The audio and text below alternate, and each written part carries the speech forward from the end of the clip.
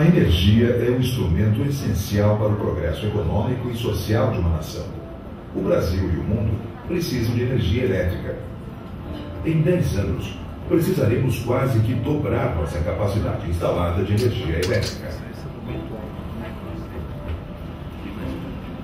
A produção dessa energia permitirá reduzir as desigualdades sociais e estabelecer as bases para um crescimento econômico sustentável.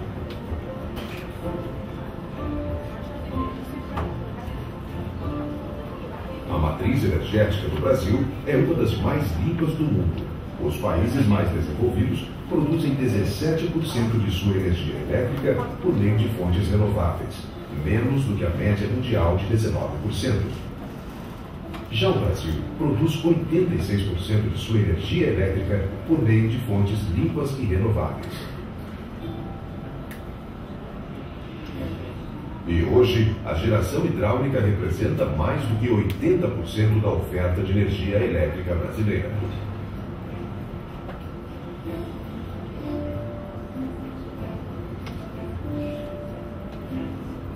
Mesmo utilizando apenas 30% do nosso potencial hidrelétrico, somos extremamente cuidadosos nos estudos para o seu aproveitamento.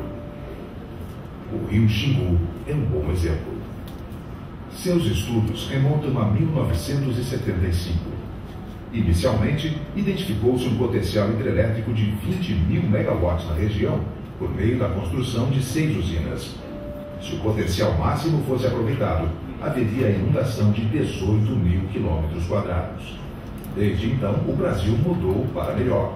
Após diversos estudos, o Conselho Nacional de Política Energética decidiu em 2008 que Belo Monte será a única hidrelétrica na bacia do rio Xingu. Essa decisão, que representa a renúncia de grande estoque de energia, foi tomada em respeito absoluto ao meio ambiente e às populações da região.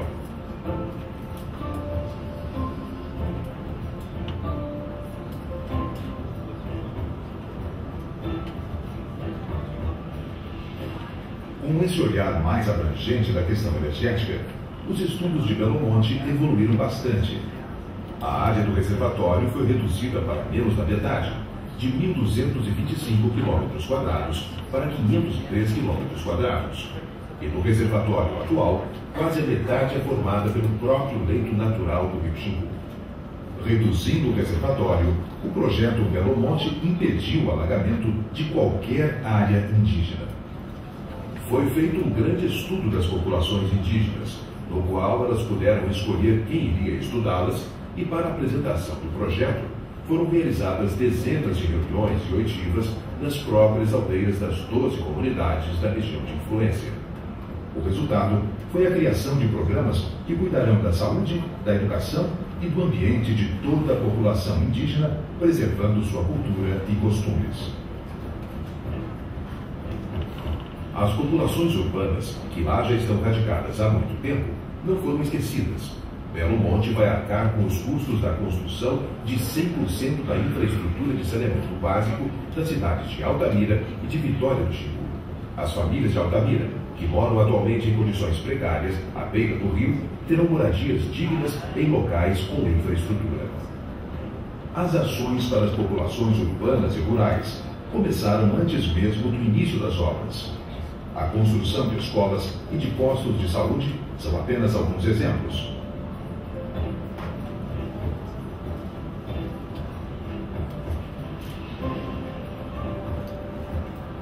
A fauna, a flora e o meio ambiente também estão bem cuidados e são acompanhados de perto.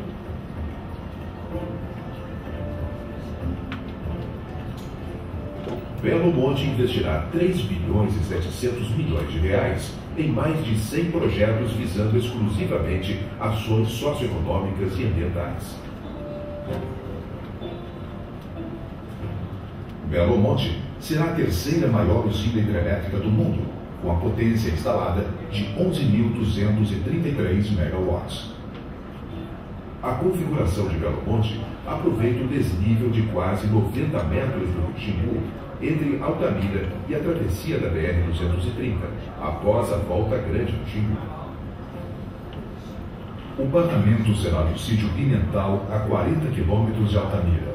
Um canal de 20 quilômetros desviará parte da água para um reservatório. Serão gerados 11.000 megawatts na casa de força principal, no sítio Belo Monte, utilizando 18 turbinas tipo Francis. 233 megawatts serão gerados na casa de força complementar, no sítio Pimental, por meio de 6 turbinas tipo Boco. Ao lado da casa de força complementar, estará localizado o vertedouro da barragem, que regulará a vazão para a volta grande do Xingu, mantendo as vazões determinadas pelos estudos. Com este projeto foi possível respeitar a cota que o rio Xingu já alcança de forma natural, reduzindo expressivamente a área alagada, manter 27.000 hectares de áreas de proteção permanente, eliminar o alagamento de qualquer área indígena e melhorar a qualidade de vida das populações ribeirinhas. Em 2010, a Norte Energia venceu o leilão de concessão para a construção de Belo Monte e comercialização de sua energia elétrica. A obra desse complexo hidrelétrico vai durar até 2019. Em 2013, no pico da obra, serão gerados em torno de 20.000 empregos diretos, em 4 canteiros simultâneos de trabalho e mais de 40.000 indiretos. A geração de energia elétrica é indispensável para o crescimento sustentável do Brasil. A Norte Energia tem um papel importante na construção do nosso futuro, gerando empregos, renda e progresso em todo o país. Belo Monte, energia verde com sustentabilidade.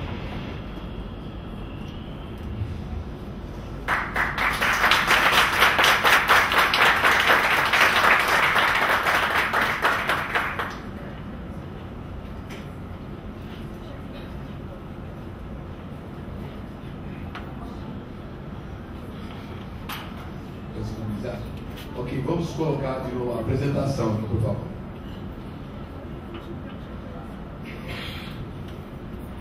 Número 1, apresentação de número 1. E esse material vai ficar disponibilizado, além do ao vivo, nós estamos transmitindo ao vivo para tvecoturismo.com.br, vai ficar on demand também, ou seja, as pessoas que quiserem acessar esse material aqui dessa apresentação e demais, vão poder assistir pela TV Ecoturismo. Já estou recebendo aqui o material, vai ficar on demand para o nosso Jonatas, que vai inserir já esse material, tá? Aí as pessoas vão dizer, vão se manifestar, pró, favor, mas é importante que esteja aqui a manifestação democrática, enquanto o doutor Nascimento coloca a sua palavra. Doutor Marcelo, eu queria que o senhor desse uma palavrinha aqui à nossa plenária, e o que espera para eu mais isso. Primeiro, a minha satisfação está presente aqui, participando dessa organização grande, para todos os seres vivos do país. E acho, em nome da nossa energia, que já tem o doutor Nascimento vai falar, mas no meu nome pessoal, eu gostaria de dar um depoimento que é uma grande satisfação a gente ter a oportunidade de mostrar que o Brasil está procurando o desenvolvimento da sua gente e que isso é necessário, para que isso ocorra, é necessário que a gente tenha energia, mas que os empreendimentos que estão em curso, principalmente atualmente no Brasil, eles buscam fazer da maneira mais equilibrada, gerando o menor impacto ambiental e socioambiental para as comunidades vivas que estão nos arredores daquele empreendimento. E tenho certeza que a reflexão disso no Índice de Desenvolvimento Humano no Brasil é um equilíbrio bastante razoável para o evento, para o empreendimento que nós estamos conduzindo. Muito obrigado pela oportunidade. Obrigado pela palavra do comandante. Obrigado, doutor Marcelo.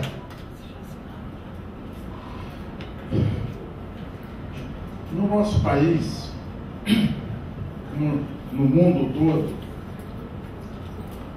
o que é mais importante é o ser humano. O ser humano é o mais importante de tudo. Nós temos que prover condições para que os seres humanos se desenvolvam com dignidade. No nosso país, que tem uma fonte, como todos sabem, hídrica muito grande, nós temos que aproveitá-la em benefício do nosso povo. a maioria dos países utilizaram, em primeiro lugar, as suas fontes hidrelétricas, porque são aquelas que poluem menos, são aquelas que têm uma eficiência grande e são longevas. Nós temos no planeta usinas com mais de 200 anos em operação.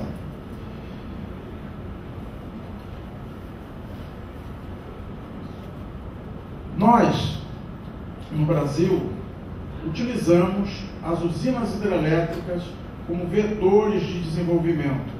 Aonde essas hidrelétricas foram implantadas, elas produziram desenvolvimento.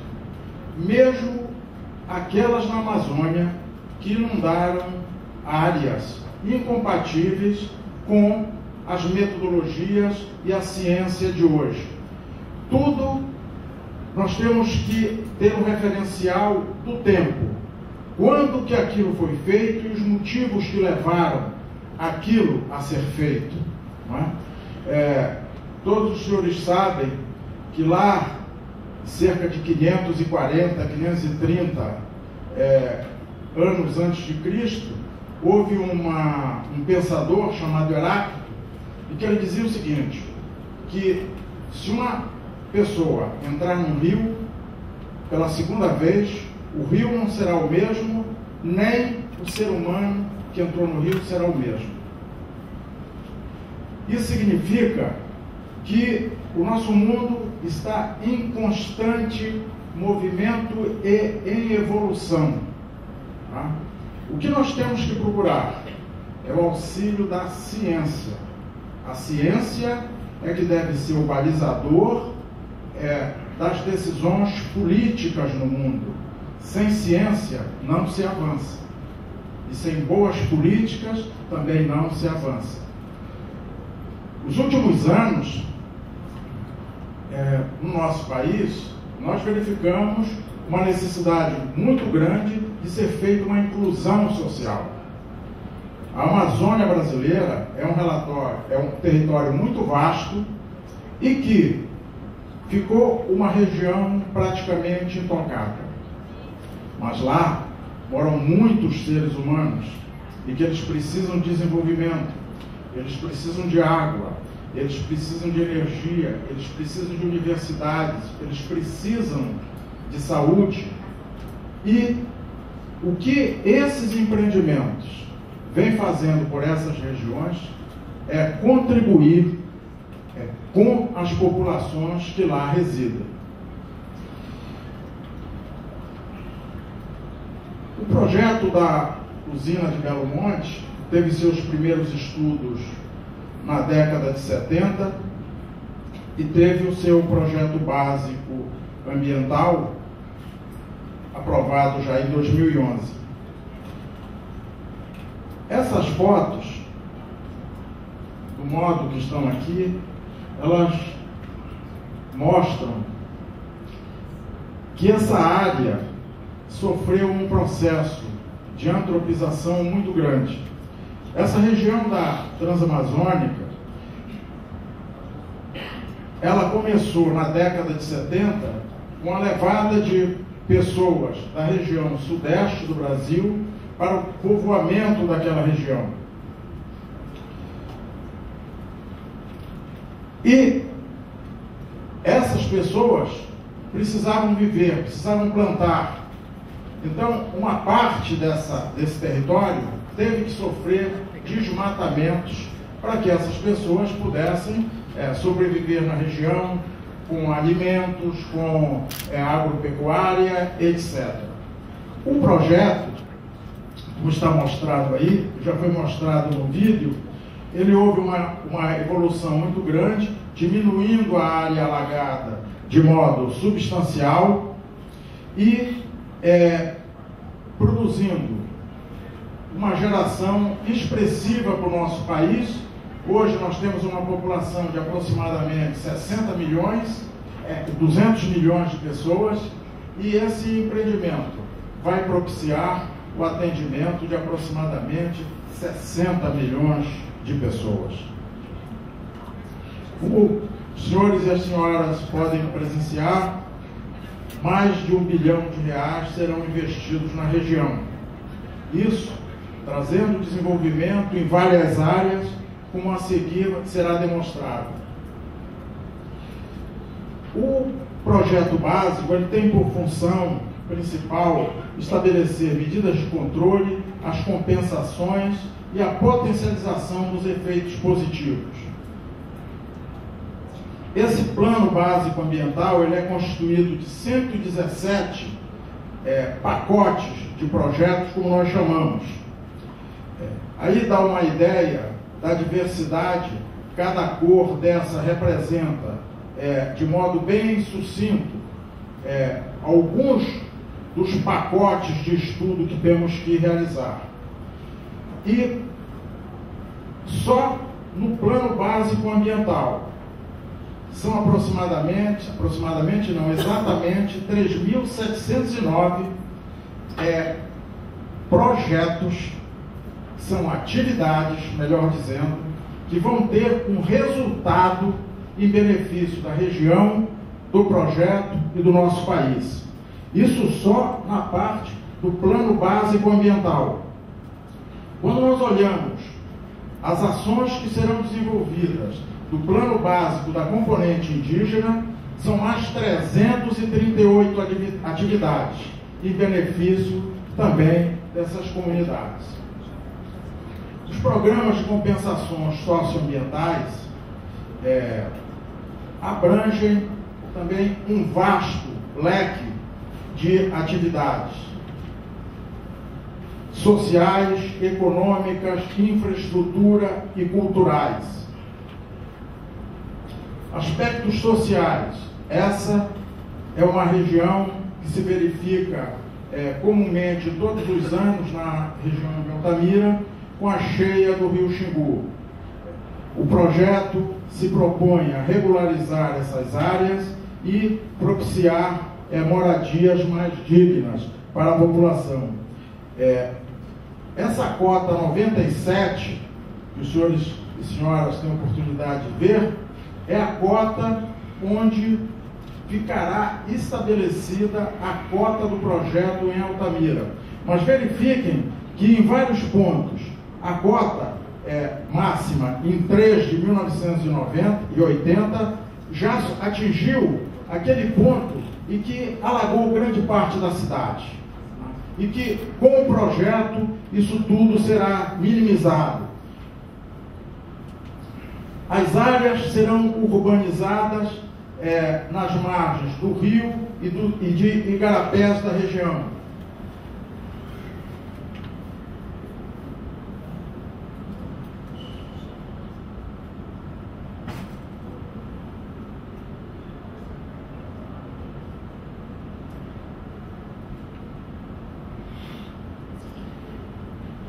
Até o momento, aproximadamente 9.300 famílias foram visitadas, um número de quase 80 reuniões. O que se busca com isso? Se busca um conhecimento dessas pessoas, do seu modo de vida, para que nos projetos que vão ser elaborados para remanejamento dessas famílias, elas possam permanecer no convívio social daquelas pessoas da área que elas estão hoje e que já tem um convívio. Uma pessoa sai de casa, deixa o seu filho com o vizinho, e que essa sinergia possa continuar com o novo local de moradia. Nós tivemos agora há pouco uma apresentação do professor Mário Bene, e ele mostrou aqui que a sustentabilidade envolve uma gama muito grande de aspectos. Envolve a ecologia,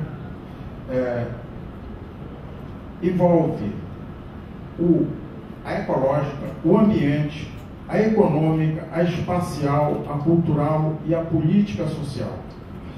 E ele nos ensinou que quando o político-social não funciona, que é o agrupamento a inter-relação dos vários poderes com a sociedade, nós temos dificuldades na implantação de alguns empreendimentos. Por quê? Se não há uma interação entre todos os organismos, cada um tem uma função específica a ser desenvolvida na região. Por exemplo, o caso das prefeituras da região. Cada prefeitura da região tem um prefeito. Cada prefeito imagina as coisas com a sua Câmara Legislativa para benefício do seu município. Isso tem que ser integrado em políticas maiores para toda aquela região, para que todos possam se beneficiar do desenvolvimento que um projeto dessa magnitude está levando para a região.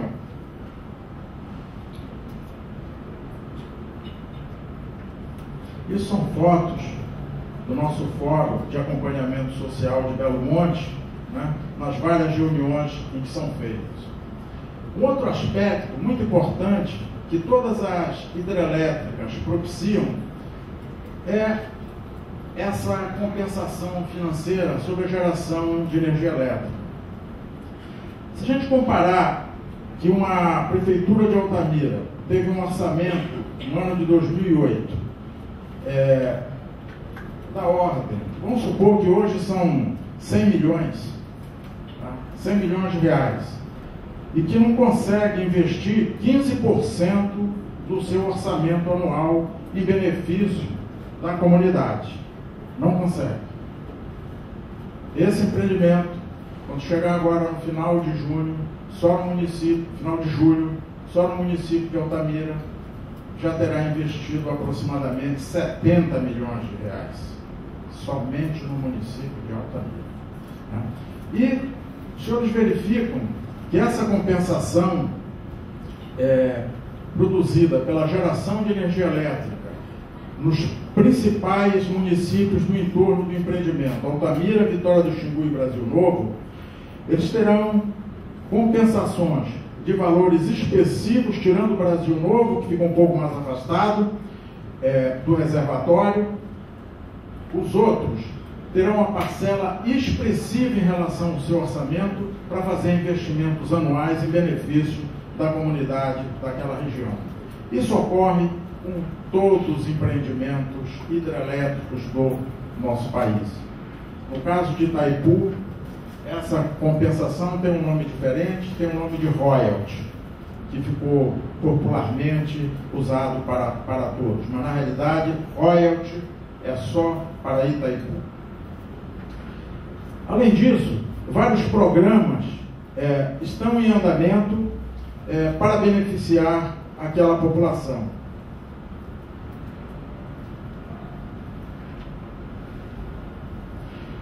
Na questão da infraestrutura, são salas de aula, são unidades de saúde, são obras de saneamento, água, são portos, urbanização do território e etc.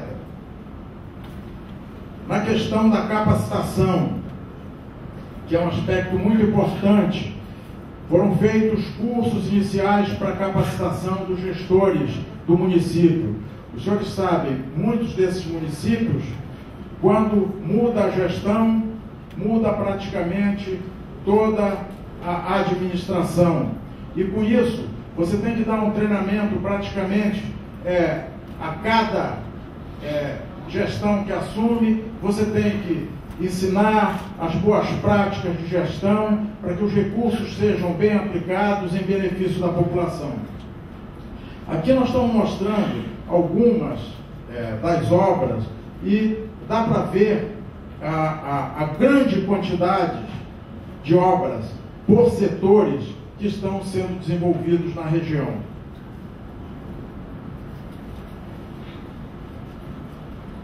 Essas são algumas que se procura mostrar o que era antes a obra e o que é hoje após início do empreendimento de Belo Monte.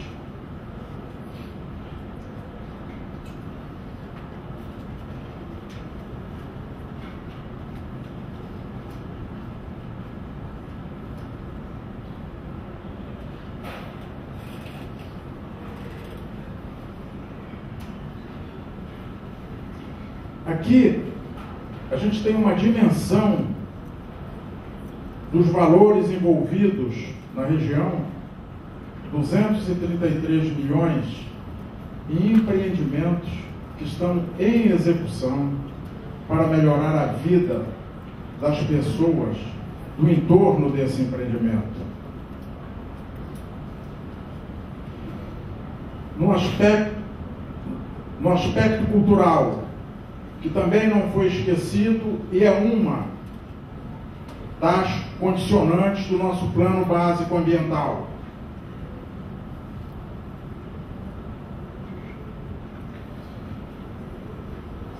Essa figura procura dar uma ideia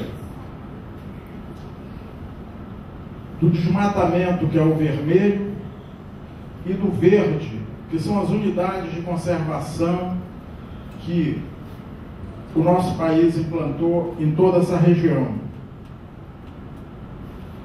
Aqui nós vemos um pouco daquilo que eu me referi no início.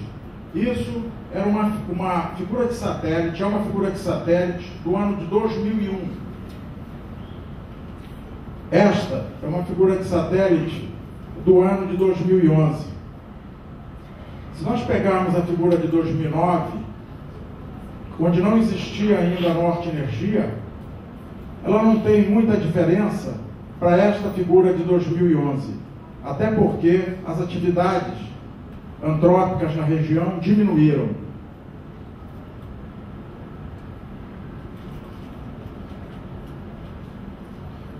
Essa figura mostra que 40% do reservatório dos canais, como nós chamamos, ele é uma região de floresta alterada. Ou seja, não existem grandes árvores, existem muitos arbustos.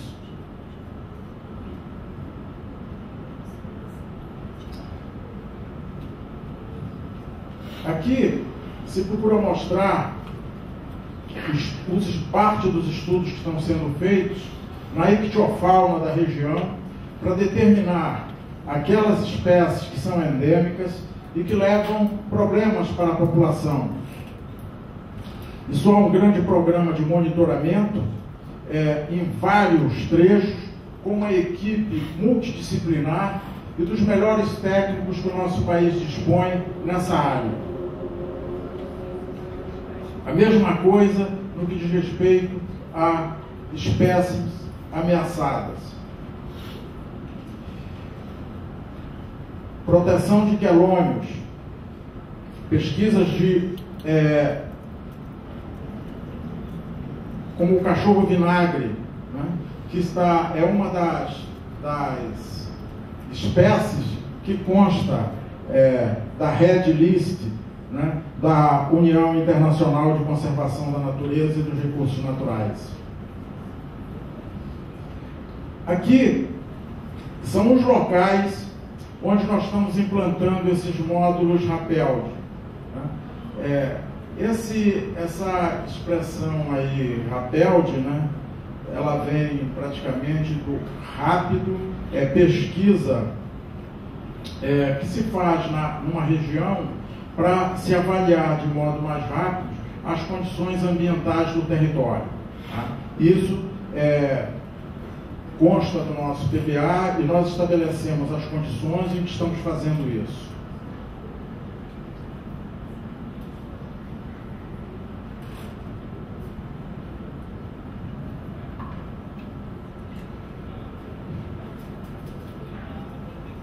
Aqui eu gostaria de fazer alguns comentários finais, que alguns desses empreendimentos brasileiros, eles têm propiciado ajuda para outros povos.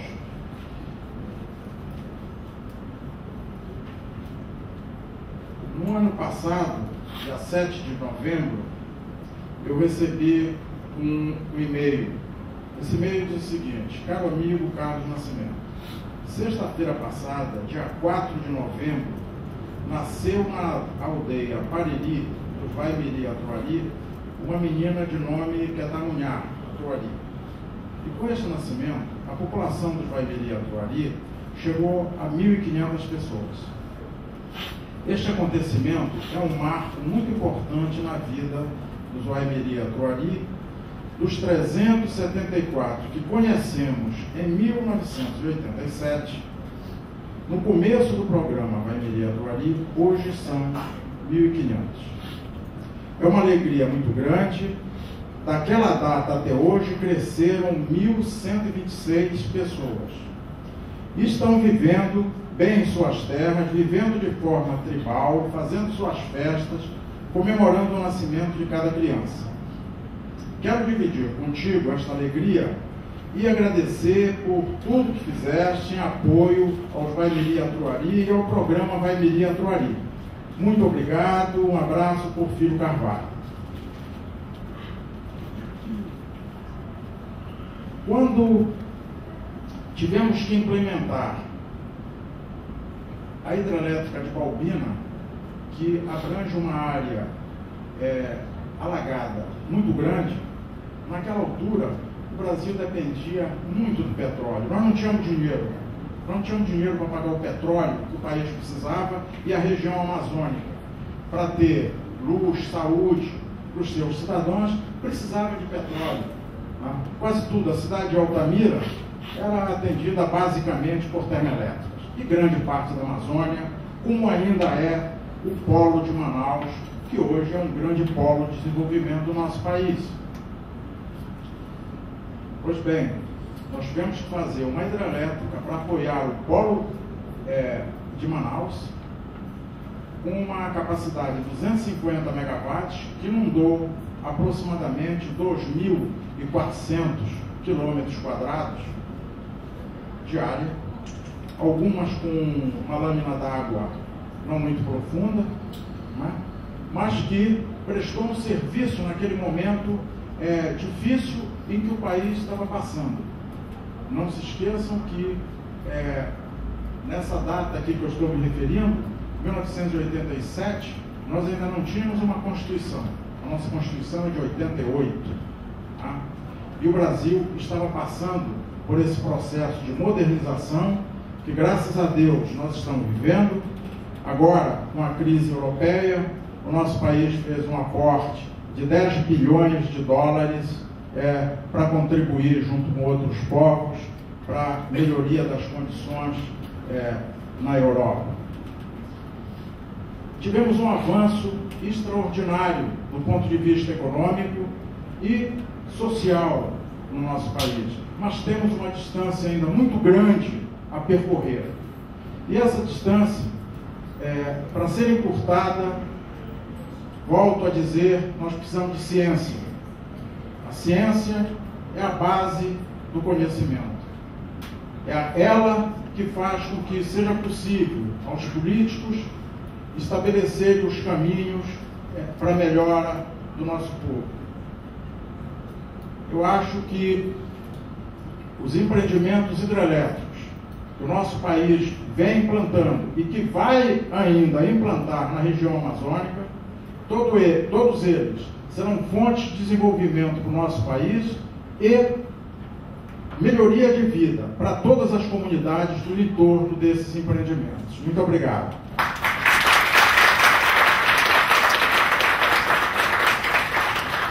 Eu quero agradecer a importante conferência ministrada pelo ilustre engenheiro Carlos Nascimento, que é uma das pessoas de grande envergadura na área hidrelétrica do Brasil, uma pessoa de confiança do ex-presidente Luiz Inácio Lula da Silva, que foi quem o indicou, me parece, foi pela sua competência técnica, pela sua vasta experiência. Dizer que, na minha pergunta que eu vou fazer agora, que a Belo Monte tem sido uma empresa, um empreendimento com muita história, prós e contras, evidentemente. Já tem lutado, são 3 décadas de luta. Teve até um presidente da Eletronorte, que num episódio, uns anos atrás, foi preso, ficou na mão dos indígenas, dos presidentes da Eletronorte. Então, de forma que é uma história muito vasta, mas que tem uma importante manifestação. Temos, como dizia, gente se manifesta, por exemplo, como James Cameron. E aí eu vou fazer a pergunta. James Cameron é um cineasta canadense-americano que tem se posicionado, é o autor do Avatar e outros, né? Ele é um dos que tem batido forte aí, né?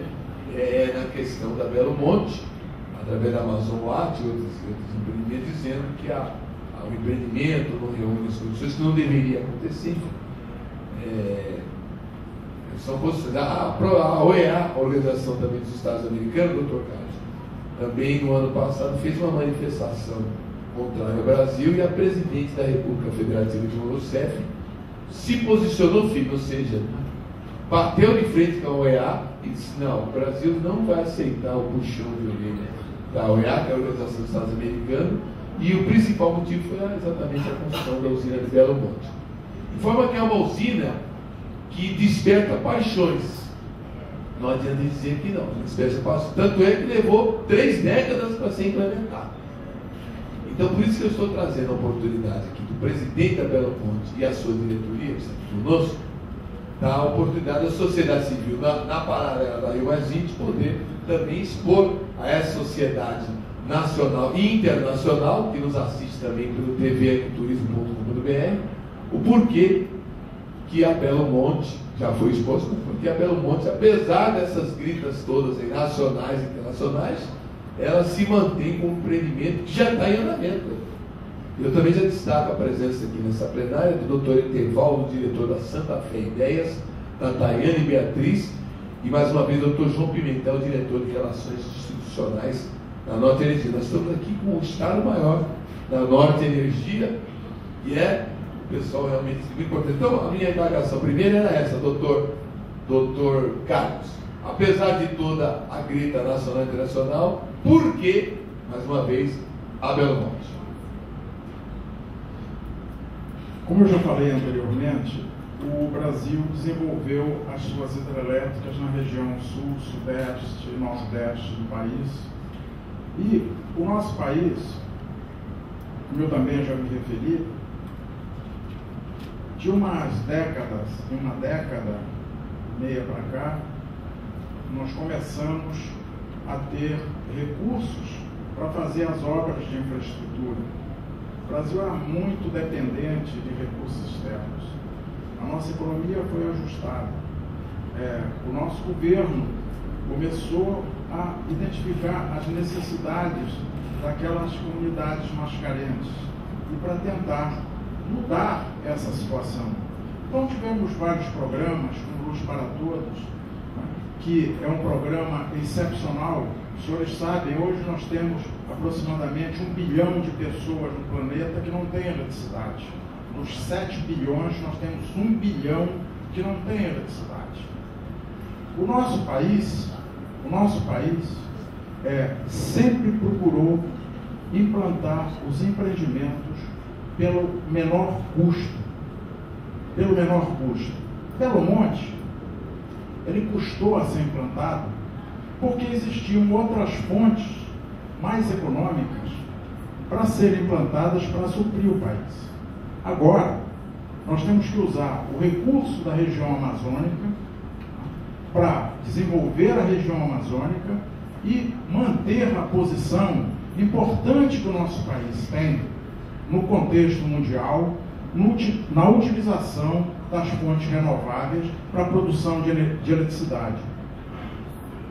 No cômputo geral de energia, o nosso país também é um fenômeno com os biocombustíveis e aproximadamente 45% de toda a energia que nós produzimos no país, ela vem de fontes renováveis. Poucos países no mundo podem se igualar ao nível que o Brasil tem. E mesmo assim, o nosso governo é muito ocioso na questão ambiental. Nós temos a legislação muito rigorosa. Eu mostrei aos senhores aqui, se somarmos as atividades, que são produtos que temos que fazer, do plano básico ambiental e do plano básico da componente indígena, são 4.047, como se fossem projetos que temos que realizar. Eu pergunto, qual é o projeto que existe nesse país que tem uma magnitude tão grande de atividades a serem desenvolvidas em benefício de uma sociedade. Então, isso prova uma maturidade do nosso país e, nesse aspecto, todos os nossos acionistas têm um compromisso muito grande com aquela região. Os nossos acionistas destinaram 500 milhões de reais específico para um programa de desenvolvimento na região de Belo Monte. Esse programa chama-se Programa de Desenvolvimento Sustentável do Xingu. Esses 500 milhões foram previstos para serem gastos em 20 anos, porque políticas precisam ser amadurecidas. Se você não pode gastar isso tudo numa única hora, tá? Onde o clamor, muitas vezes, a exaltação das pessoas e a grande necessidade de todos pode levar a situações de um desenvolvimento sustentável como é aquele que todos nós desejamos, mas um desenvolvimento sustentável que englobe todas as vertentes, que crie emprego na região, eleve o nível de saúde, a educação, a cultura. Ou seja, tudo isso é que o nosso país está pensando. E, como Belo Monte, depois de Tucuruí e dessas usinas menores, Samuel, Balbina, Curuaúna, a usina no Amapá, né? Coraci Nunes no Amapá, que são pequenas usinas, agora nós precisamos fazer o desenvolvimento dessa fonte extraordinária e que na criação do planeta o nosso país foi abençoado. Então, com essas fontes, nós temos a certeza que o nosso país vai manter por muitos anos a hegemonia que vem mantendo na eletricidade de fonte limpa em benefício do nosso povo e principalmente das regiões onde esses empreendimentos se inserem. Doutor Carlos, eu sou da região ali no Montônio, nós tivemos agora a Santo Antônio e Giral. Uma das maiores preocupações quando se acompanha uma obra nesse porte é exatamente a questão do número de pessoas que acabam indo para essas cidades. Porto Velho hoje, doutor Carlos, vive um caos na saúde, na educação, na infraestrutura, no deslocamento urbano. E uma das coisas que, por incrível que pareça, não culpo as usinas. Acompanhei o José Bonifácio, um dos idealizadores do estudo, e tive o prazer de ser o primeiro jornal na época a lançar o projeto como um todo. Mas eu fico preocupado exatamente com o acompanhamento das compensações. No caso do estado de Rondônia, com certeza, a prefeitura vai ter muito o que explicar e as próprias usinas. Por quê? As usinas, muitas vezes, tendo boa fé, ou no prefeito, ou na Câmara Municipal, ou até na Assembleia Legislativa daquele estado, ou no próprio governo daquele estado, não cria uma comissão com representantes do Ministério Público, do Tribunal de Contas, do Poder Judiciário, da sociedade, para acompanhar os valores dessas obras de compensação.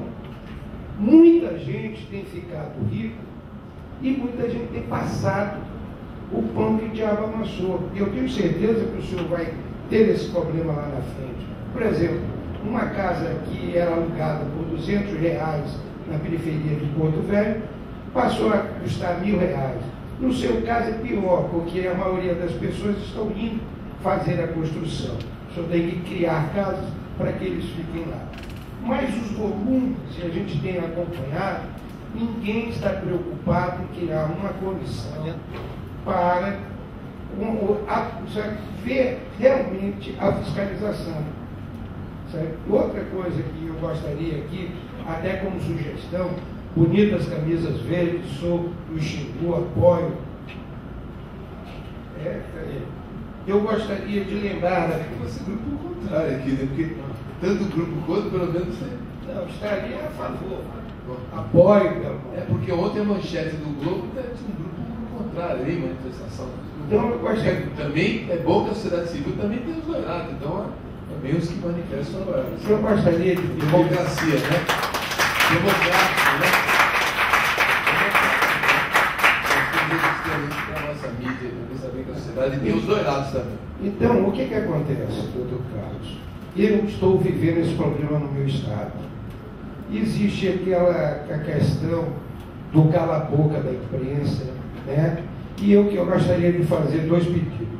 Primeiro, que atrás dessa camiseta colocasse "Sou pró-homem amazônico", porque as pessoas que falam aqui jamais irão pegar a malária que muitos dos senhores convivem com ela. Essa é a grande verdade. Jamais chegará o desenvolvimento naquela região se não fosse a usina. Isso é a grande verdade. E acho que poderia o senhor criar este conselho para que realmente este dinheiro que será aplicado fosse realmente fiscalizado, porque o problema do nosso país é a corrupção. E, infelizmente, tem muita gente tirando proveito dessas compensações em várias partes do país. Era esse pedido que eu queria lhe fazer. E o segundo pedido era exatamente tentar criar essa questão de uma mídia, que um investimento tão vultuoso como esse pudesse mostrar para o mundo, o principal, ou pelo menos para qualquer região amazônica, a importância do homem amazônico. Eu tenho certeza que muitos aqui estão nos hotéis, só vendo assim: seja bem-vindo ao Rio de Janeiro, a Rio Mais 20. E não vi nenhum anúncio de nenhum estado amazônico, do homem amazônico, dizendo: quem sabe dos nossos problemas somos nós, e nós que temos o dever de saber o nosso destino. Era isso que eu queria colocar para o senhor. Caso analista Sueli Pinheiro, que representa também nesse ato o presidente da Assembleia Legislativa de Rondônia, o deputado Hermínio Coelho. Mas vamos falar de Belo Monte. Qual é o doutor Nascimento, senhor? No caso de Belo Monte, foi criado nesse programa de desenvolvimento um comitê gestor. E nesse comitê gestor participam técnicos especialistas do governo federal, do governo estadual, dos governos municipais e da sociedade civil organizada. E a utilização desses recursos, ela passa, eles apresentam os projetos, isso passa por esse comitê que analisa, e cerca de 300 pessoas aproximadamente elegem aqueles projetos que devem ser aplicados, e tem um acompanhamento da produtividade desses empreendimentos. Isso. O Ministério Público e o Tribunal de Contas estão realmente acompanhando, porque, por exemplo, lá no nosso estado encontramos casos de uma escola no valor de 2 milhões a reforma. Se fosse fazer uma, custaria R$1 milhão, e a reforma custou 2. Na nossa região, graças a Deus, nós não temos nenhum caso dessa significação. Nós temos um acompanhamento permanente do Ministério Público, muito atuante na região, em defesa dos interesses da própria região. A questão de terem pessoas contra ou a favor, como já foi falado, nós vivemos numa democracia. Nunca nós vamos ter a unanimidade. E existem pessoas que usam do seu direito, né, de reivindicar O que deve ser observado é que a reivindicação ela deve ser feita com argumentos. As pessoas devem procurar argumentos, procurarem o diálogo, não é? E no diálogo, com a razão, a gente encontra a solução. Não é? Porque muitas vezes, como nós vimos nesse recente episódio, algumas pessoas com as cabeças enroladas, pessoas que não eram das comunidades indígenas. Não é?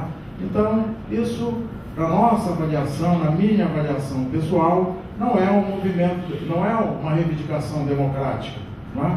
Como já foi referido aqui, quando o governador Schwarzenegger e quando o cineasta James Cameron visitaram o Brasil em 2010 e se manifestaram naquela altura contra o empreendimento, nós fizemos uma correspondência para cada um deles, dizendo que achávamos que alguns pontos eles não tinham o conhecimento adequado e os convidando para conhecer.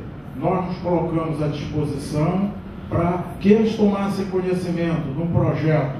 O nosso país tem a expertise em toda a fase do conhecimento para a construção de hidrelétricas.